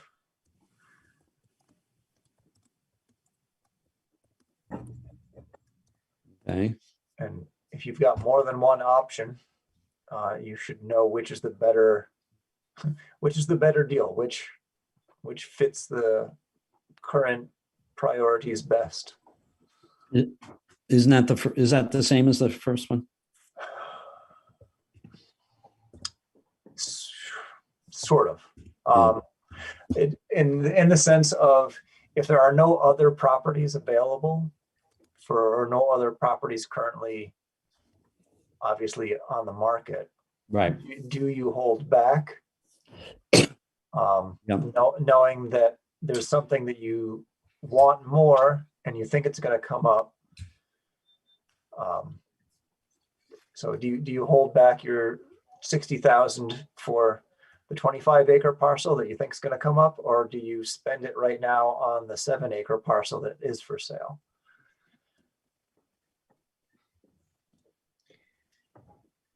Yeah.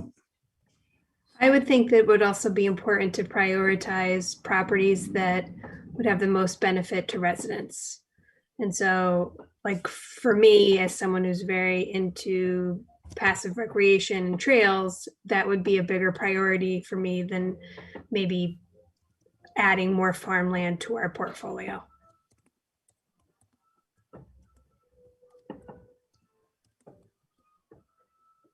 Residents.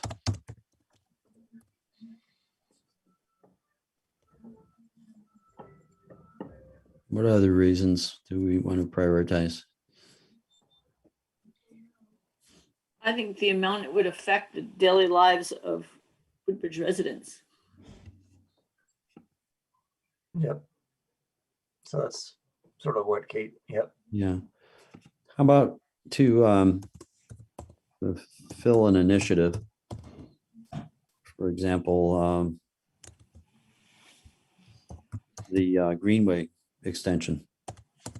An express initiative. Yes, that should be considered a priority as being a kind of good neighborhood steward with our other communities that are on the Greenway. Yeah. What else? Why else do we prioritize?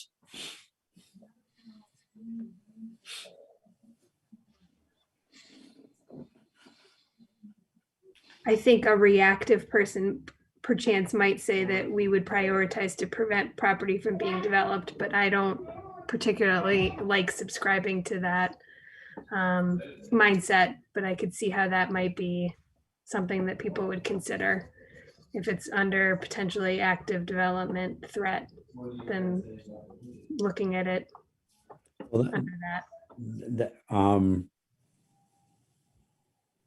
So we prioritize to We prioritize to mitigate knee-jerk reaction. no, well, I think that's fair. It's Mitigate getting late. impulsive. My I'm words gonna impulsive.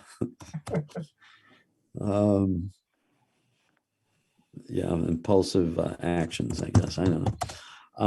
Okay. I don't know if I'm getting where I'm. Let me ask this question. These are two good ones.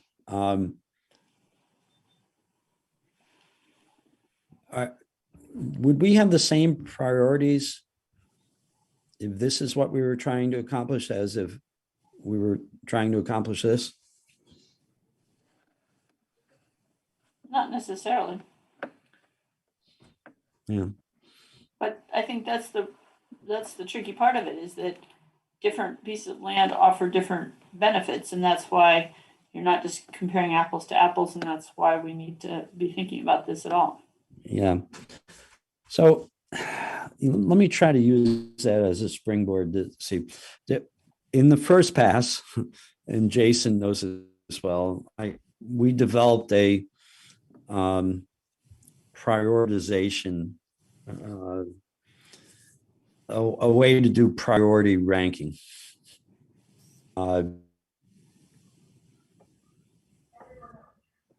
I'm not sure any longer it's the right way to go. I'll show it to you briefly. So it says what you have to do is take these attributes and force rank them from top to bottom. Now, this is not the Conservation Commission's ranking. This is just ones I put on here as an example. But it's a force rank. And then you take and this would be, in theory, a one-time exercise. And then you take your priorities and you say, well, how many points do I want to give for each of these? Well, all right, we waffle a little bit and we say, hey, these three are all equally important. So they all get 9 priority points. But these two are not as important, still important. They get 8 priority points. Now I'm down to 6 priority points. Now I'm down to 5 priority points, and so on. Yep. And then again, that's a one-time exercise. And again, another one-time exercise would be the same items. And when it's binary, it's pretty easy. You just look up your priority ranking, and if it's a yes answer, 9 here, gee, it's 9 because that's what you said on this page. For I think it was this one. Yep. It's a 9, so that you plug that in. It's easy. When it's one of these ones that has some different rankings, we gave a 9, 6, and a 3 as a raw score. Well, if the highest can be a 6, then you correspondingly reduce the priority points. I think this reduces the flexibility of us perceiving things as, I guess it regiments it, but yeah, I would be reluctant to do this. Yeah. So this is a very data-driven, regimented, good word, way to do this. I think it gets to be difficult. So what started to strike me is we have different initiatives that we want to work on, different reasons that we want to acquire property. And maybe before I go there, if I can just finish this regimented one, just so you see. If I can go, I'll go back to this parcel profile, and this will work.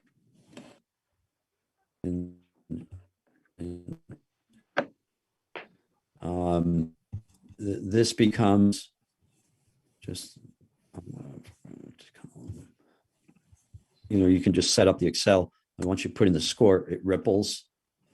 So you can easily get your priority, and your raw score and your priority starts to differ, and you come up with a priority score, and then that's how you compare properties. And I guess maybe that was obvious, but just wanted to show you how that would work in your in the tool. Yep. So Jason, were you going to say something? Nope. Okay. I am having your internet cutting in and out a little bit on me, but Okay. Other people having that same problem? I'm not. Okay. Good. So today, and this is maybe not so well developed thinking, as a different approach.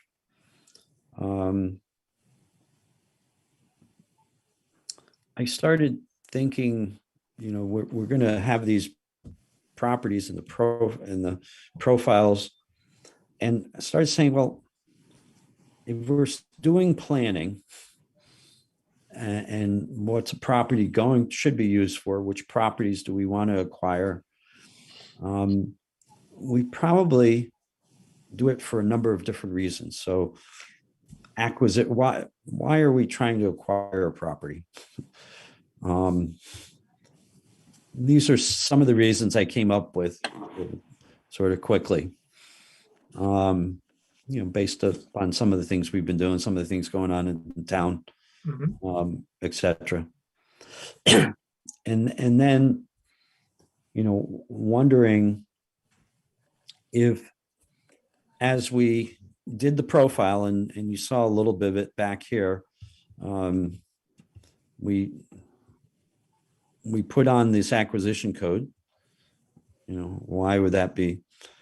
And then as you have the list of properties, you can take your initiative and I didn't necessarily do this here.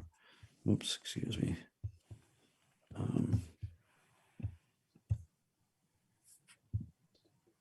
Bear with me a second. And perhaps within, giving you an ability to filter for all the Greenway extension items, maybe then it's a smaller subset of properties that are even suitable to extend the Greenway. And maybe there you can they're small enough so you have the discussion, so you get out of the rigidness, Sharon, you were just talking about. And you say, these are the ones we should develop, or should acquire, and this is the priority. And maybe you rank them high, medium, low. Maybe you go 1 to 5, 1 to 10, 1 to, whatever. And maybe that's how we deal with it. And you use, different for, if you're interested, if you have an initiative, that you want to, this year, we want to really get better, more farmland in town, and target that, then you rate those priorities. So that's I was starting to think along those lines. Because someone mentioned before, we can rank it as we think of it right now, but the priorities keep changing on us. And maybe we need to do it by sort of initiative or area, or so don't know what you think about that, but I was having some concerns about the constraints of the strict priorities of all these different properties, and why are we doing that? I don't know what that benefits us in the end, that we would have this long list of properties and then we just have them ranked. But I think what happens, as you suggested, you get an opportunity. So that's the one, to me, that's the most important one. If you have the opportunity and you have the reason to acquire it and you have the funding to acquire it. But here you would at least know why you're thinking about acquiring it, and maybe have a ranking within that area, and then can evaluate it. So just late thoughts on this. Definitely late thoughts. I do like the sort of coding what the thought process is for why you would acquire a parcel. I think that codification of that is interesting. Typically that has been sort of in a narrative structure, so it's much harder to find if you're looking through a long list of parcels. And in the past, priority, was definitely something that was mutable. It would change depending upon the decade. Yeah. Where, 20 years ago, the reasons for acquisition are perhaps different than today, because parcels have been acquired over the years, and now the reasons to acquire are different than they were. Yeah, we seem to be out of the era of, if it's open space, it's goodness, that like, we got to get as much open space as we can. That seems to be tempered now. Yeah. So Jason, I have a question. Just on a very pragmatic note, with the funds we have, and when was the last time we actually recommended a property and had it acquired? We have recommended I think it's 1875 Litchfield Turnpike. It's known as the Nugent property at the base of West Rock. That one has been attempted to go on after through grants a couple times over the last 10 years. But other than that one, we had given consideration to 57 Park Lane. But it was felt like it wasn't a priority because it wasn't developable. So there was no reason to actively pursue it because it was sort of under its own protection, because who would ever develop on it? And that's also been the status of the Nugent property. Is it's West River wetlands. Who would ever, build a bridge across all of that to build a parcel at the base of West Rock? So there have not been, other than those two parcels, there really haven't been any active moves towards purchasing. So if we actively move towards purchasing, I'm just trying to get with our funds, that would deplete us from being able to do it very much in the future. We have sort of a one-shot opportunity. Is that right? Right. So the town has, I don't know where the funds stand now. It's roughly around, I would say, $70,000 in open space funds that have just been sitting there. The idea is that money would be used in concert with a grant. So typically with a grant, you'd have to put up matching money. And if we didn't have that money sitting there, the town would then have to bond the money. Which might, I don't make know, it even harder. Yeah, I don't know the exact process for bonding, that if we have to go to a referendum to bond money or not.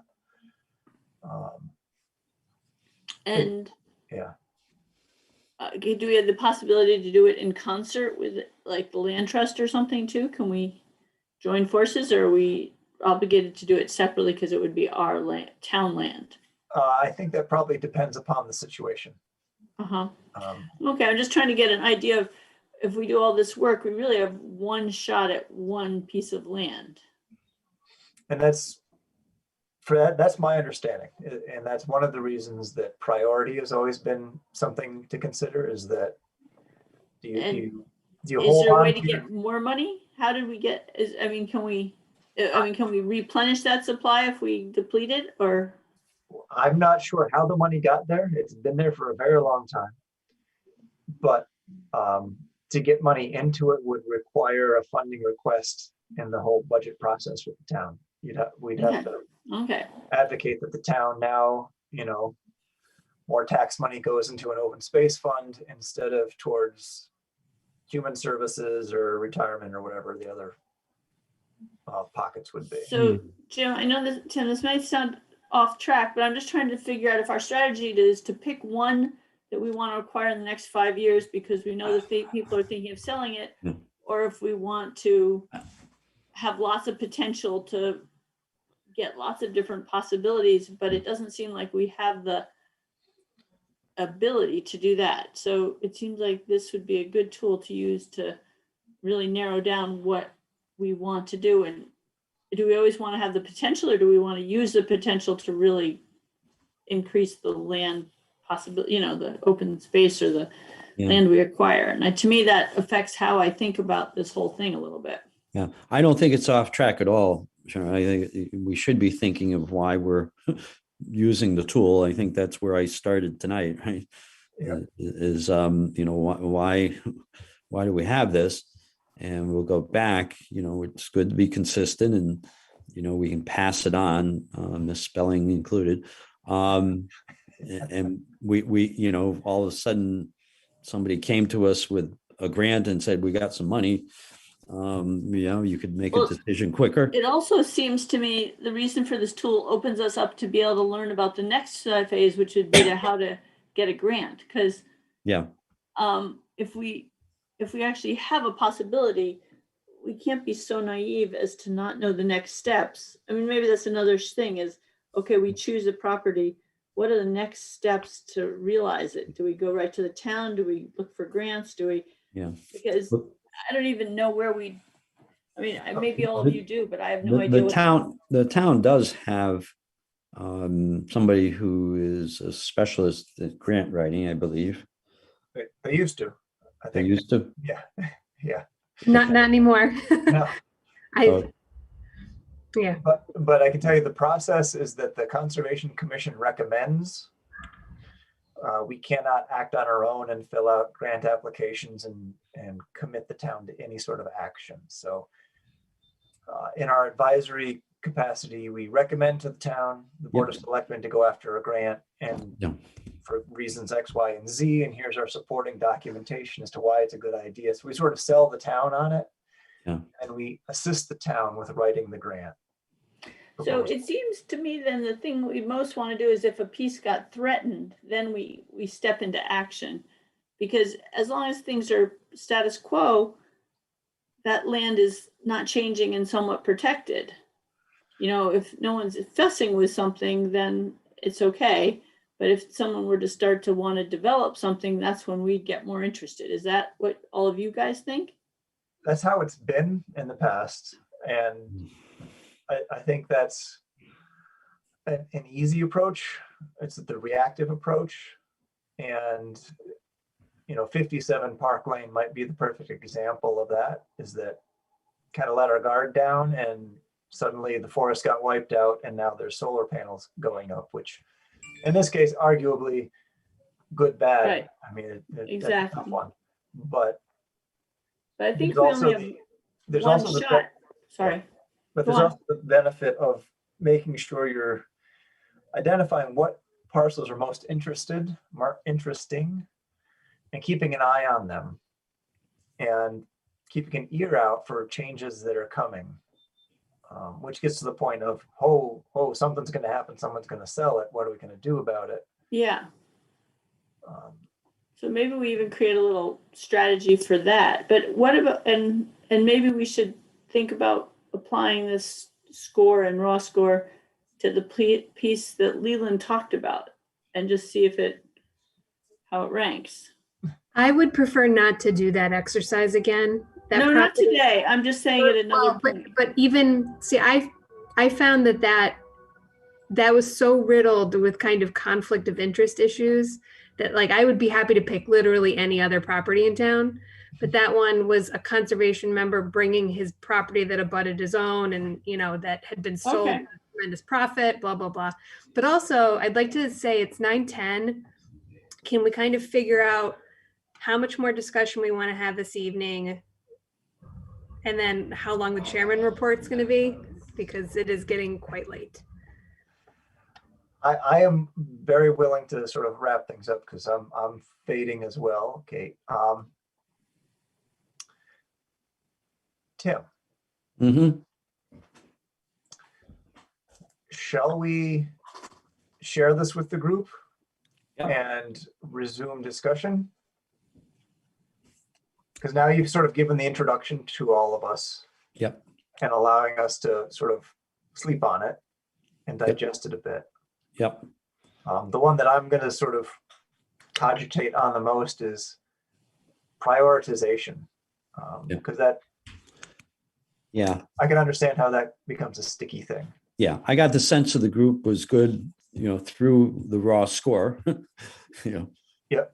And it allows you to profile the properties, and I didn't get to sort of present this. I put it up on the screen, you can put it in a different formats and present it, profile, use some graphs and profile the properties against one another. But yeah, the priority is where, and the land trust had the same kind of thing, is knowing their priorities would be different than ours. So yeah, that's, I think, in my comments tonight at the end were sort of, we got to think of why are we prioritizing? What kind of effort do you want to put into that? Because it may be easy, in my view, it may be easier to do in terms of, just why do we think we want to acquire? And if we have a greenway, we say we want to extend the greenway, and it's a small amount of parcels, and you prioritize those. Yeah. Not against a whole raft. I like that distinction versus the reactive. I think that you could kind of put yourself into a nice frustrating hole just listening out for gossip on who might be selling to a developer, and then being in the position of trying to get properties that might not necessarily benefit the most people in town, or as I think Tim's kind of maybe trying to get at but not saying, is what is our kind of larger regional open space? Like if we're trying to add to the greenway, like are we trying to be good kind of open space conservators in the region versus not just, very specifically to Woodbridge? I always like the global thought. Yeah. Big picture.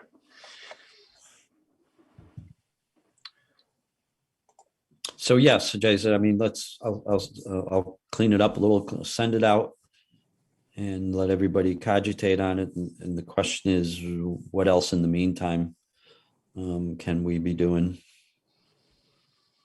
if anything? A lot of good work, Tim. It's really helped clarify everything, our whole objectives. I appreciate that. Yep. Like I said at the start, I'm glad Tim jumped in and decided to rework it, give it a different approach.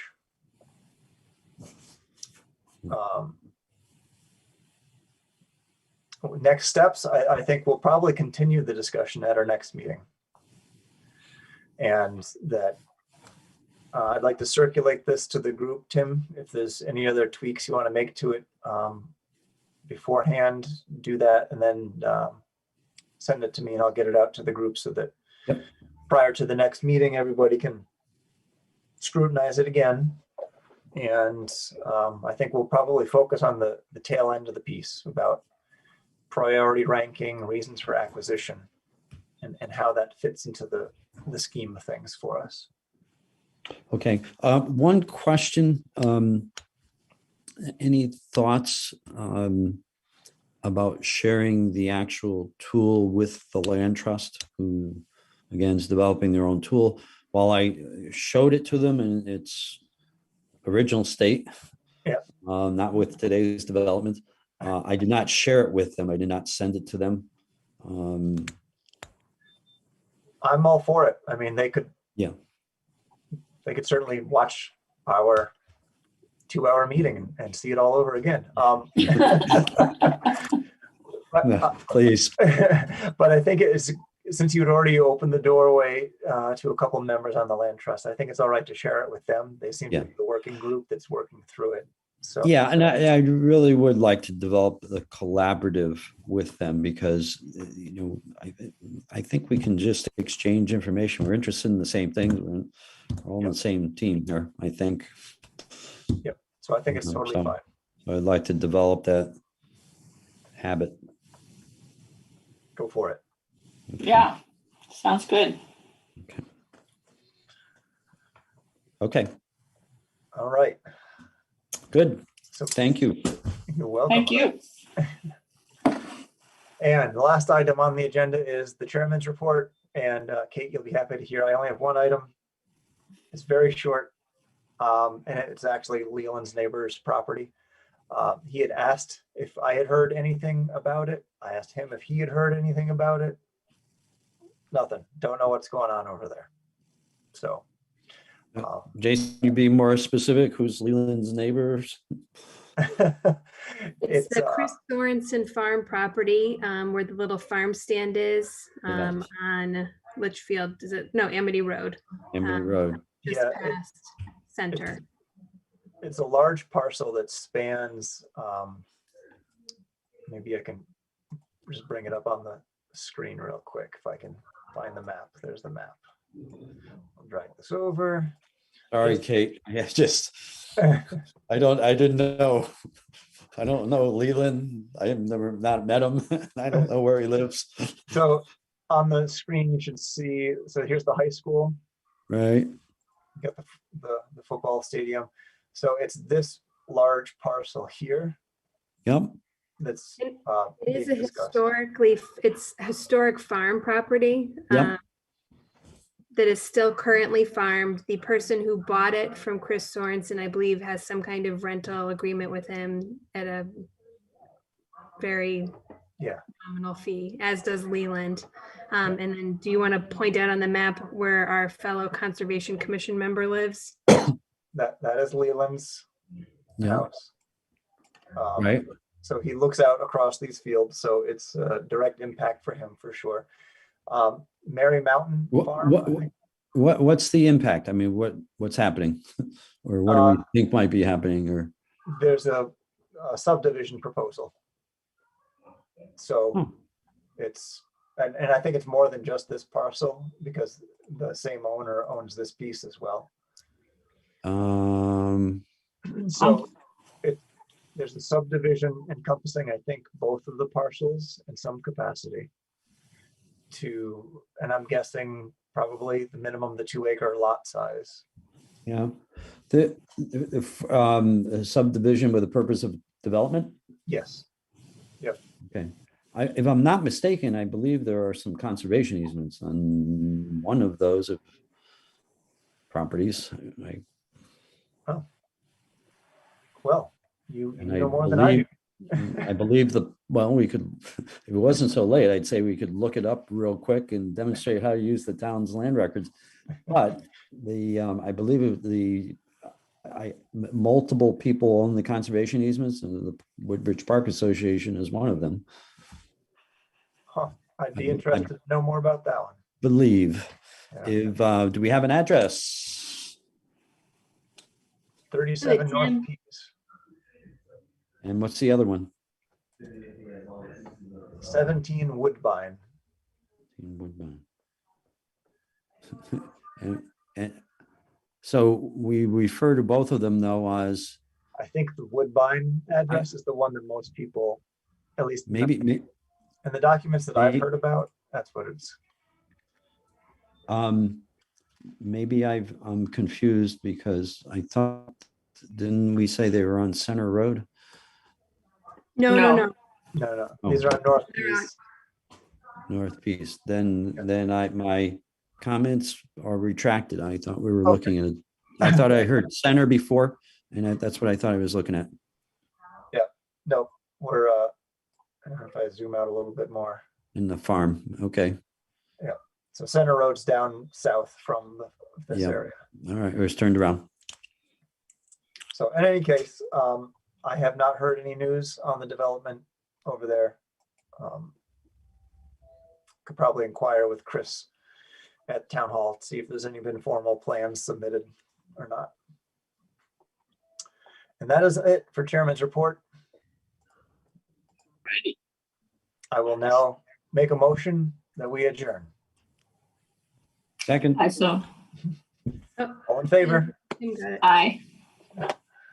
All right, everybody. Have a good night. Good You night. too. Thank Good you. night. Bye-bye.